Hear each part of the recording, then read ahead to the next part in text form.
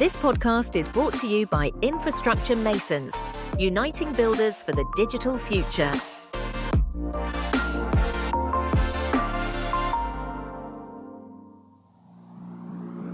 One, two, three, four. Looking to turn your innovative idea into the next big thing in digital infrastructure? The iMasons incubator is here to help you connect with industry leaders, spark awareness, and accelerate your path to success. If your concept can help drive a more sustainable digital future, we want to hear from you. Don't miss this chance to grow, give back, and shape the digital landscape. Email us today at innovation@imasons.org to find out how the iMasons incubator can help bring your idea to the world.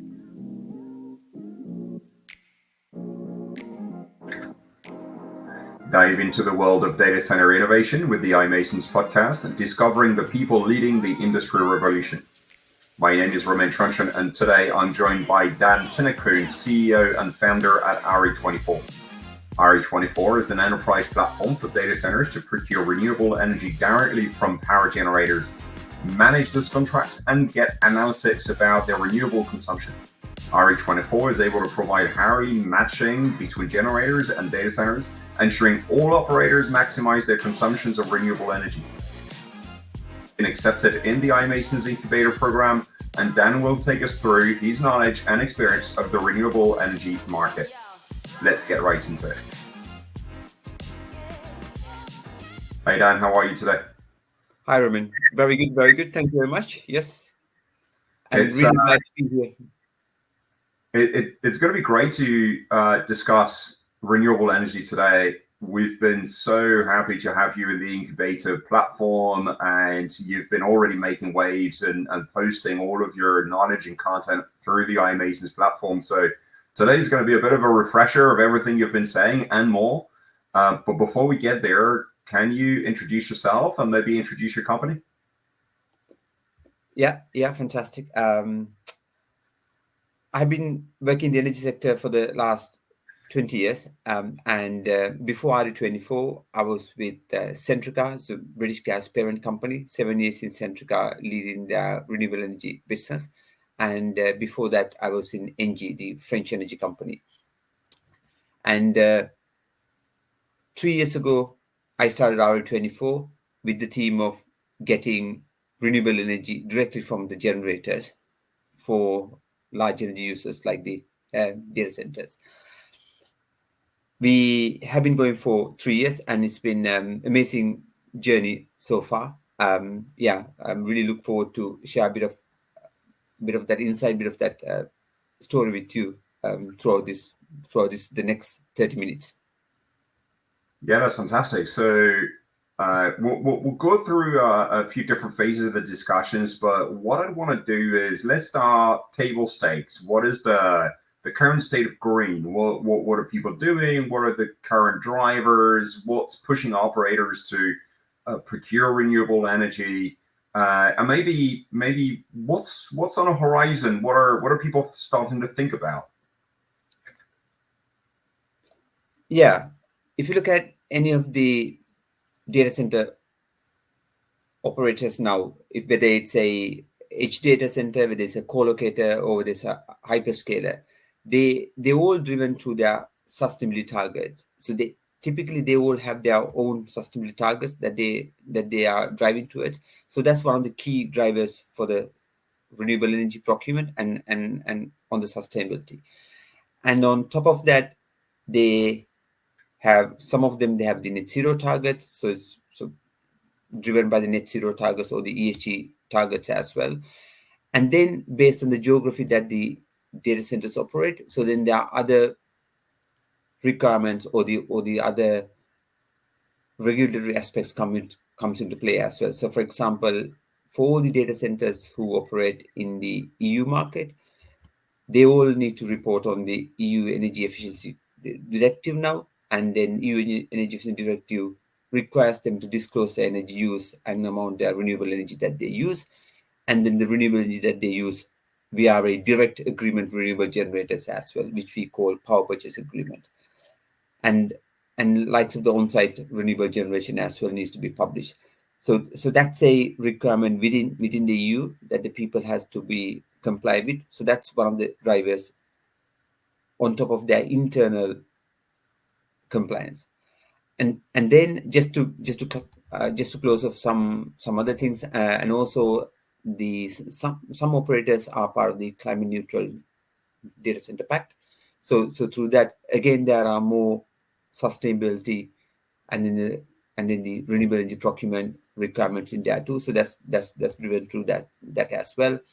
And then there are some like individual, like countrywide requirements for the operators too. So for example, in Ireland, the Ireland regulator CRU recently came up with the recommendation that all data centers need to publish their energy usage and also their renewable energy usage within CRU, and then it'll be open to the public domain.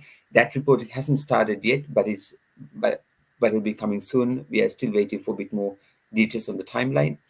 And then so like of the other parts of the world, like if you go to Far East Asia and Singapore, they have the green data center roadmap. So again, that requires data centers to go through the renewable energy procurement. So essentially what we saying is that, so there are individual organization driven sustainability targets, net zero targets, and then what they need to comply with, but also then there are macro status as well in terms of regulation, the compliance and requirements has to do. And those are the ones that drive each and every operator's renewable energy procurement decision, and then that renewable energy journey. So there was clearly an ask for everybody to go green, almost go green or go home, right? And but having had discussions with you in the past, not every green is equivalent to each other. We talked about different shades of green. What are the things that people are doing today? What are the mechanisms by which people are becoming more green? And is there things that operators are still doing today that looks green in appearance, but maybe isn't as green as people might think? Yes, and I'm yeah. So it's a really interesting question because in a way all the operators, they want to do the right thing, and they're definitely trying to do the right thing as well. But then again, as you were saying, so there are different shades of green, and we can see all those shades of green which has been applicable in the market. So for example, there are some operators on certain geographies, they buy energy, but in order to offset their carbon emissions, because they can't get renewable energy, what they do is that they get energy, and to offset the emissions, they use the carbon credits, and then essentially offset certificates to offset the emissions. So that's kind of like a very lighter shade of green, as you see. And then the likes of the UK, Germany, and most of the EU market, actually, everybody uses energy, but then that comes with the renewable energy certificates attached to that one. We can go a bit more in detail. So certain things are called like unbundled renewable energy. So essentially, you get the energy, and then it's given in the UK. It gives it renewable energy guarantees of origin certificates. So it's another like a lighter shades of green as such, because you don't know who are the renewable energy generators are, and you don't know whether your energy is generally coming from renewable sources. But what you have is we have a certificates to offset their emissions as such. So that's kind of like another lighter green. But then you go for a bit more darker level of green. But obviously, if you do any on-site renewable energy, then that's definitely a proper green, very dark shade of green. And then the other shade of green that we work with a lot of organizations, and a lot of people do that, is that they buy renewable energy directly from renewable generators. It's a long-term commitment in most cases, but it's definitely a very darker shade of green, because you know who you buy renewable energy from, you know where it's coming from, and you can see the data, and you're definitely supporting more greener grid, and your consumption is green as well. So do that. and almost at the kind of top level of green. So the Google are pushing towards, and also we as a business, what we do as well is at around the clock renewable energy. So 24/7 renewable energy. So whenever you use renewable energy, that's come from a renewable source. That's 24/7 renewable energy, hourly matched renewable energy. That's the kind of top tier of green energy as such.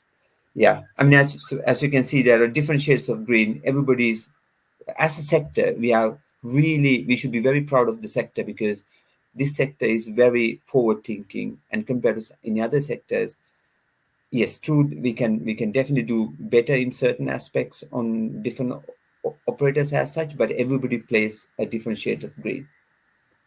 When you're talking about buying power directly from the generator, so I assume solar farms, wind farms, maybe Yes. with some battery systems to compensate for the lack of sun and lack of wind in certain times. Are you also talking about a direct connections between the supplier and the operator, or are you talking about still connecting through the grid? Can you take us through what those differences might be and the impacts on this? Yeah, no, fantastic. It's a really great question. It's almost like energy 101, kind of like a kind of a discussion. Yeah. So the kind of the best source of green energy that you can have is that if you do any on-site energy, and then like let's say you do a rooftop solar, and then you get power from that. So that's the best use of it, because you are not using the grid at all. You're directly using it, and then that's the most cost effective as well. But there are challenges of it, because your roof space is limited, and then your land is limited, and your consumption is big. So there's only very limited amount of renewable energy that you can get. Then the next best thing you could do is that if there's a land close to the operator, you can get renewable energy directly from that wind farm or solar farm close to you.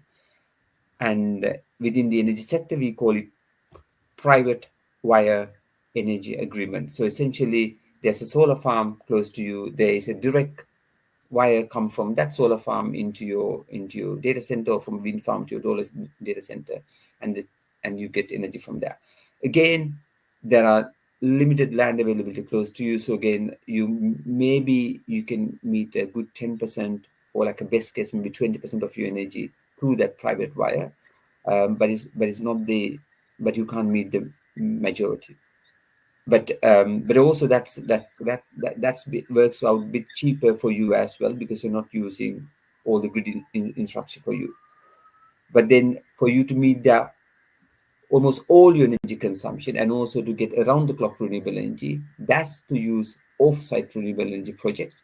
And to facilitate them, you need to get the energy through the grid. So yes, you are using grid, and there are what we say transmission and distribution charges to be payable for that usage as well. But still, by using that renewable energy through the wind farms and solar farms away from your site, you can still make significant savings compared to grid electricity. So it's not just you're using the green energy, but you can make savings there too. So those are the three ways that you can get renewable energy.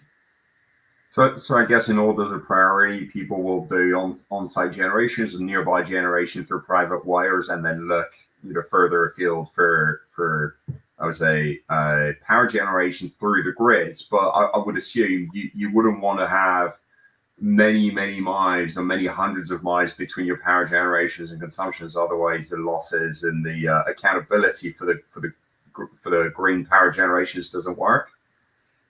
Yeah, so there's a part of that one, but on the other hand, it's actually not so much either, because how the electricity grid is is done is that historically based on that some centralized power plants. So they not necessarily you have the power plants close to you. So the same theory, same analogy applies for the renewable projects as well. So if you have a renewable energy project local to you, which is fantastic.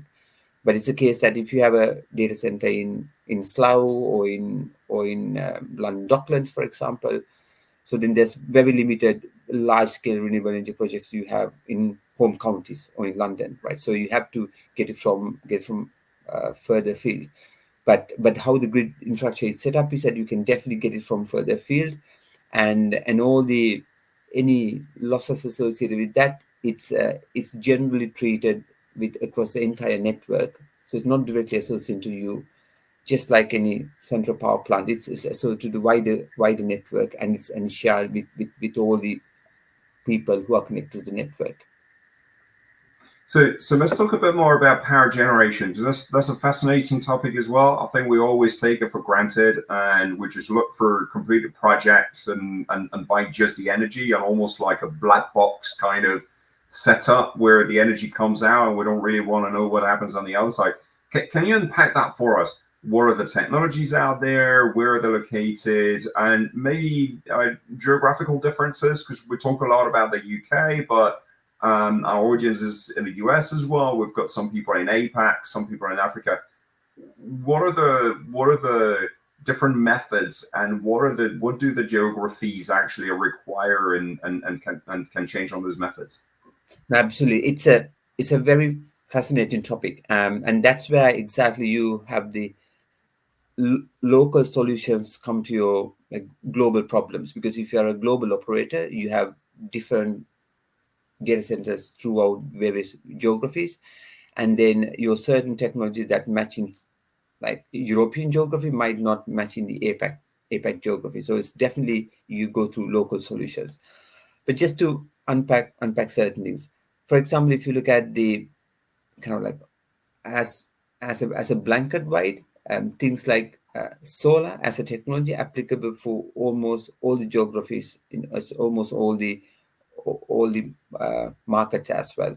Why? Because it's a widespread technology, and then the from a cost point of view, it has definitely hit the sweet spot.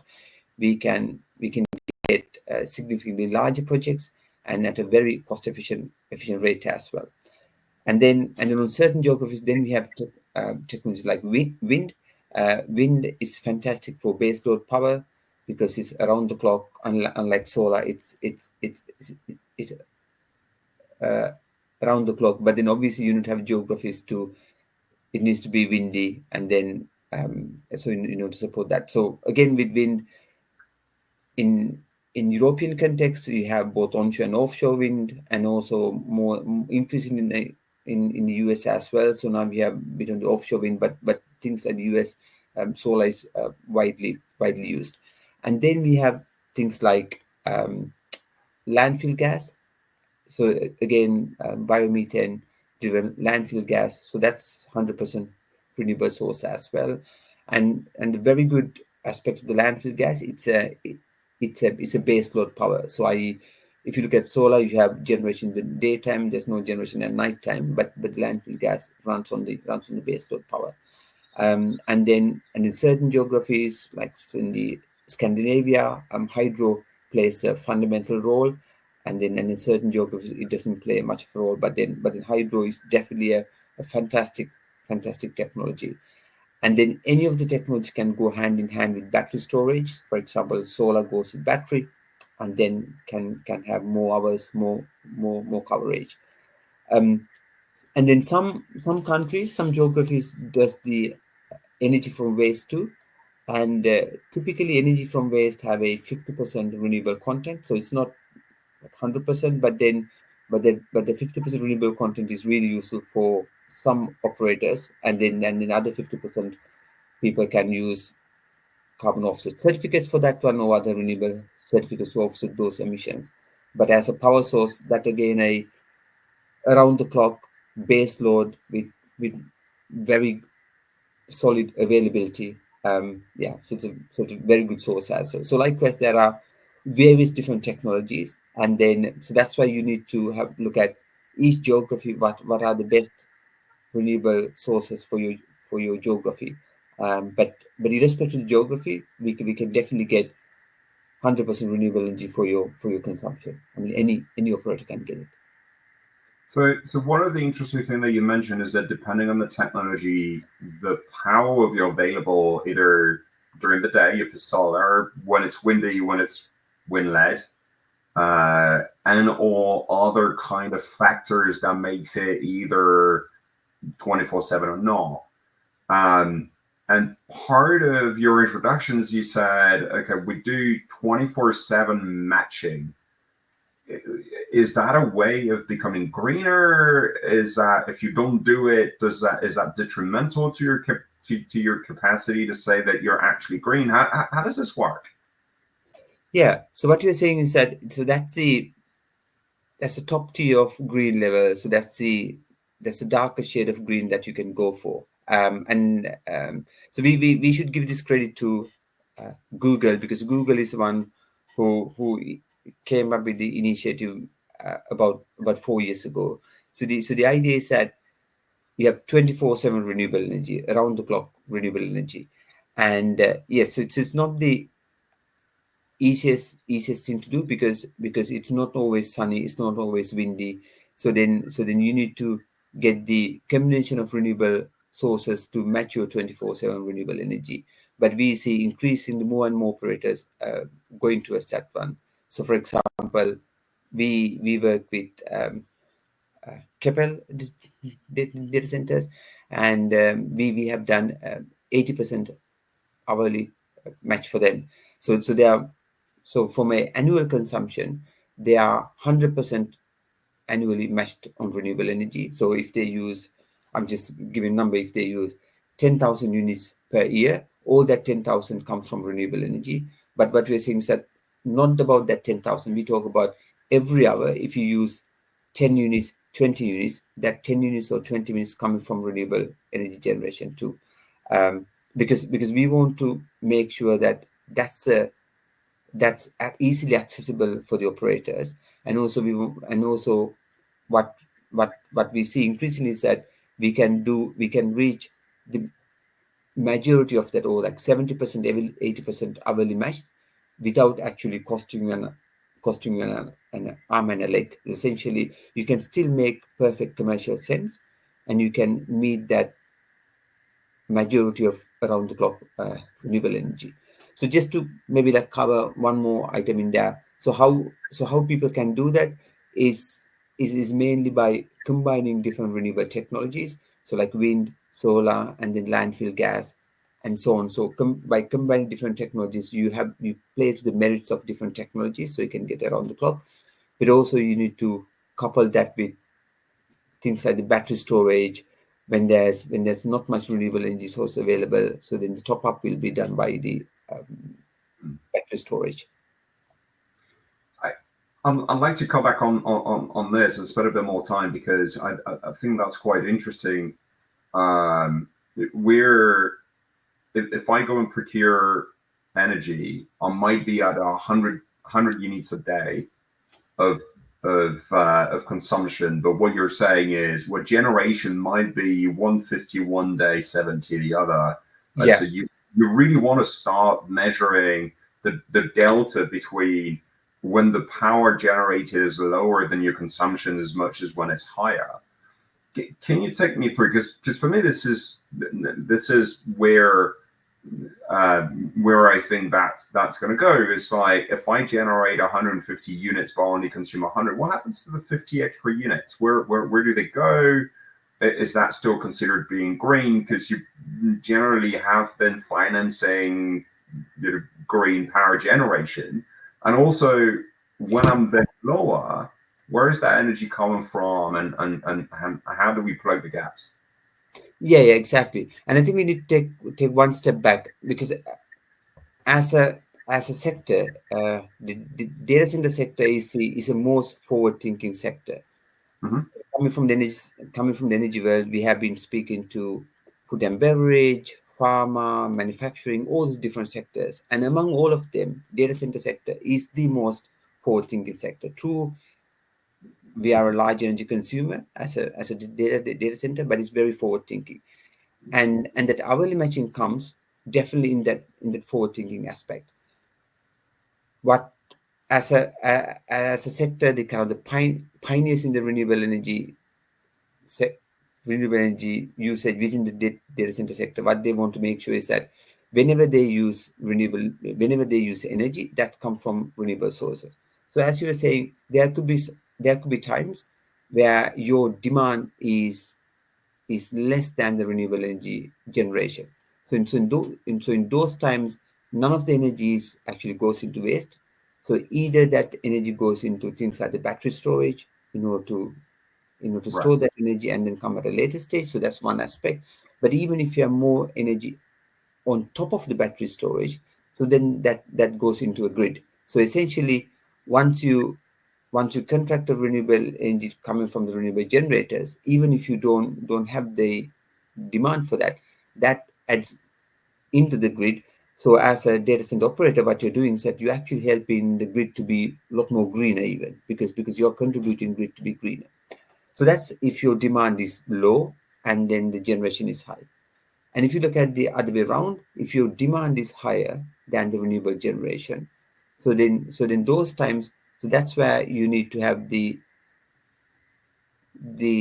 generation assets which you can top up the kind of fast responsive assets. So that's where the, the technologies like battery storage comes in. So they have been charged by the renewable energy when your demand is low or when there's excess renewable energy, and those technologies will simply give you the excess energy that you need when your demand is higher compared to renewable energy generation. Hmm. So we've been talking about units. We Yeah. mentioned 10 units a day, 100 units, or hourly, monthly, and so on. What are those units, and more specifically, what sort of metrics do we need to be looking at to further become darker shades of green, as we've been talking about? Yeah, it's definitely all comes to your emission reporting. Like from a sustainability point of view, it comes to the emission reporting. So the financial aspect as well. So I'll come to the financial aspect just a bit. But from a sustainability reporting, what all operators want to do is that they want to be their scope 2 emission zero, and then you can get scope 2 emission zero by getting renewable energy by offsetting your emissions, and then so as a key metrics, that's your scope 2 emissions. But then on that globally aspected key metrics, what individual operators come up for their own sustainability reporting is that what extra do they need to do on top of that scope 2 emission reporting. So for example, some operators could say, I want to get my scope 2 emission zero, but on top of that, what I want to do is that I want to bring additional renewable projects into the grid. So not just scope 2 zero, but I'm doing that by contracting a renewable energy project. I make sure that it's a new project which comes into the grid. So true, I use energy. So not only I use renewable energy, but I support a renewable generator to bring that project into the grid. So that's like individually that individual organization driven. So those are the kind of metrics as such.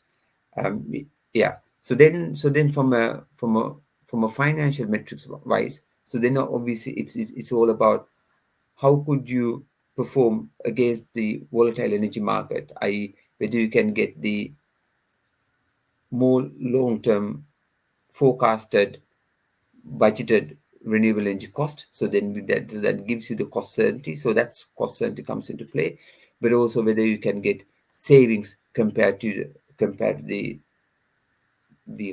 wholesale electricity market prices.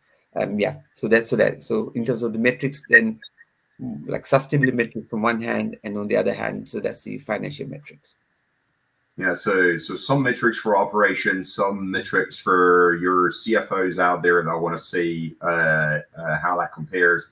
I guess the hourly matching is where you'd be able to say hour by hour how much have I been consuming, how much have I been saving, and also if my data center consumption ramps up, when do I need to start looking for more green power to add, right? So, because I guess, I mean, and we all know power consumption is going up. We're starting at a certain point, more customers are coming in, they're consuming more power.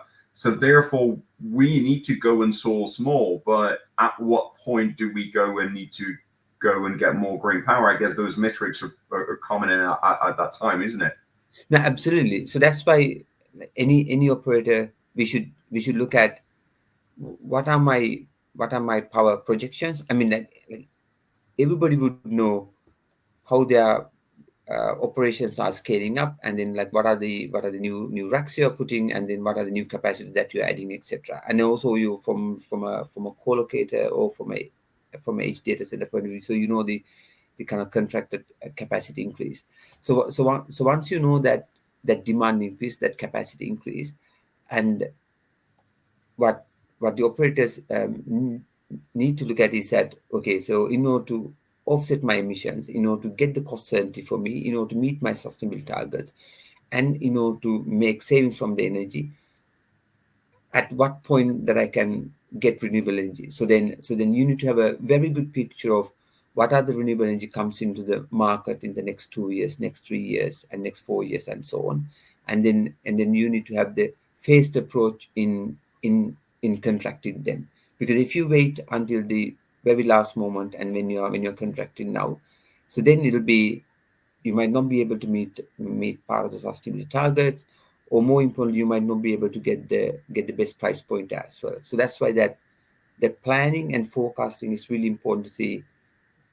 That's my demand forecast, and then how do I get renewable energy to match my demand forecast.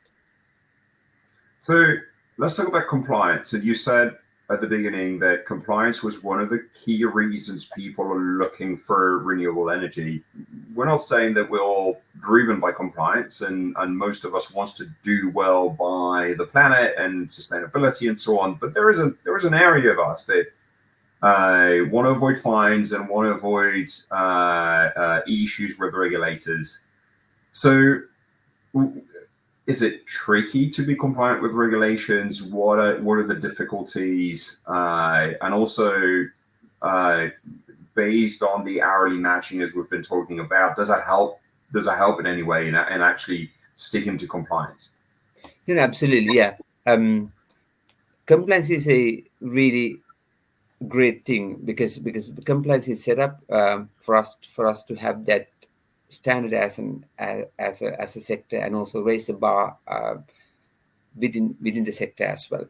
And just like any other thing, like for example, if you look at your personal tax, like can you do your personal tax submissions, and then how complicated it will be? Yes, true, you can definitely do the personal tax submission by yourself. You can do it, and then but then you are not a tax expert, and then it'll take you a lot of time and effort to understand the details, and then going through that compliance. But if you want to study for it and then spend a lot of time and then going through time and effort, so then you can do that. And in the wider, like the energy and in the data center sustainability compliance is exactly that. So either we do it in-house, or we look for different technologies and tools to support the compliance. So for example, like when you use technologies, and then the tools like we have, so then for us it's far more easier to tap into your energy data, and also tap into the renewable energy sources, and also we know the emission factors in there, and all that reporting and the compliance becomes significantly easier.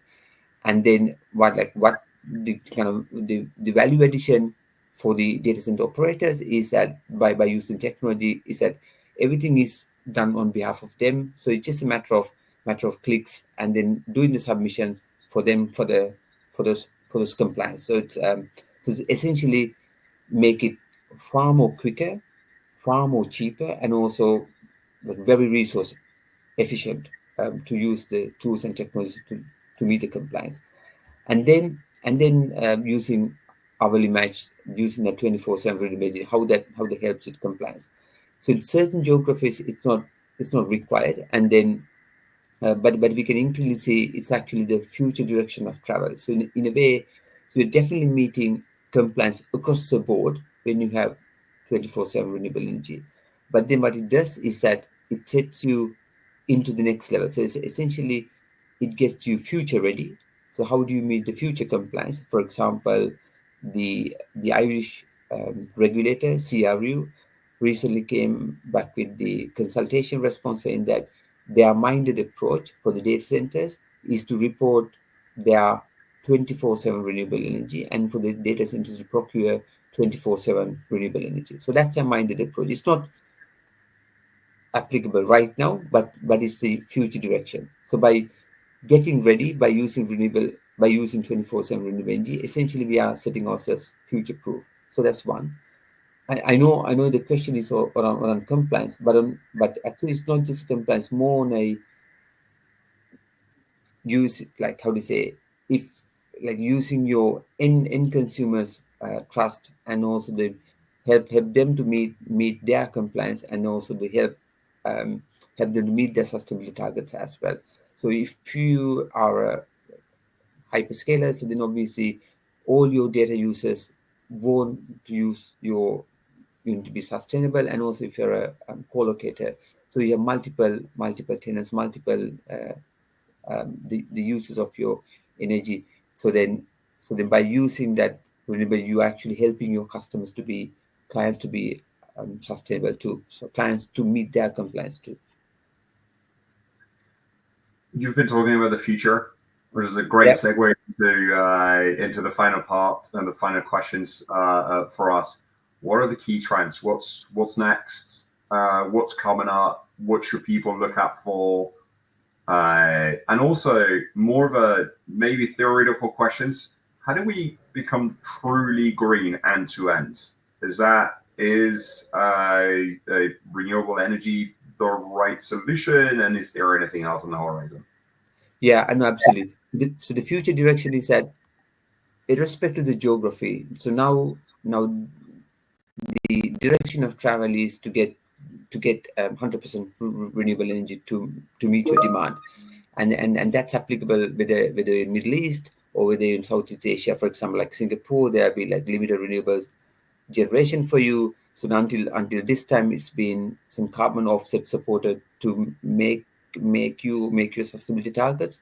But now we can see they're going through the regional green grid, and then even though Singapore is limited for renewable energy, but they're tapping into renewable energy from, so like the Malaysia, Indonesia, and then to get to green that data center electricity consumption. So yes, so the future trend is definitely by default everybody's going for renewable energy, and then the next level of future setting is that more from the EU angle, and also in the individual countries as well, is around that 24/7 renewable energy aspect. So not just get renewable energy to match your demand, but making sure that real time that you use renewable energy for your consumption. Yes, I think I answered it. Maybe there's another sub part of the question. Yeah. So just as a last question, Dan, for you, we were talking about utopia. What is it going to take to be truly green? Everything being reused, recycled, no more emission of carbons, no more perfect use of resources. How do you believe that's possible, and do you see ways in which we will ever achieve this? It's a fantastic question. It's not just we believe it's happening. It is actually happening right now. So how that truly green happens is that as the data center operators, so they procure renewable energy directly from renewable generators, so that energy being used real time, but also we have the full visualization of that energy too. So you can see what's your demand, and then how you use your demand, but then you see the various different renewable energy sources that's been provided to match your demand. So you can see in real time how that's happening, but also you have the authenticity, and also the certification comes with that as well. So you have the regulated certificates, but also you have the non-regulated voluntary real-time certificates as well to give that authenticity, and also the same level of transparency is actually being shared with your clients, with your end users, and sometimes with the public domain as well. So it is happening. So it's not just not just like sourcing energy, but having that certification, the authenticity, and then the visualization. It's actually happening now. All what we want to do is that we want more and more people to use that, and then more and more people to like step into that journey. Unfortunately, this is all we've got time for today. 30 minutes goes so quickly, especially when we've got somebody so knowledgeable as you are about the topic. The discussion is not over though, and we will definitely continue it through the iMasons Forge app or the Mobilize app. So in case you want to log in and continue the discussions, imasons.mobilize.io, the platform for all the members to continue communicating. You will be able to find loads of resources on Dan's website, re24.energy. And of course, if you're looking for him straight away on LinkedIn, you'll be able to connect and go and ask him all the questions. We've been working with this team in preparations as well in many other things, and this team has been fantastic to work. Also, you'll see more of Dan as we work with him on the incubator, which has been a fantastic sort of journey so far. So don't hesitate to actually reach out to him. And Dan, we wish you all the success that you deserve. Fantastic company, fantastic ethos as well, in the way you do things. And the only thing I can say is thank you for coming on the podcast. Thanks, Romain. Thank you very much. Yes, I enjoyed it. Yeah, definitely. Time just flew by, but I definitely enjoyed it. Thank you. Thank you for inviting. Thank you, Dan. 1, 2, 3, 4.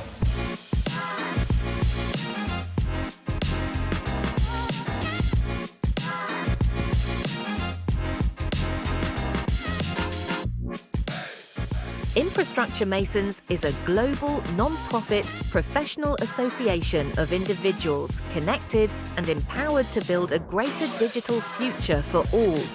If you too want access to networking events, forums, and summits that foster innovation and influence, register now and join the other 6,000 committed participants at imasons.org/membership application.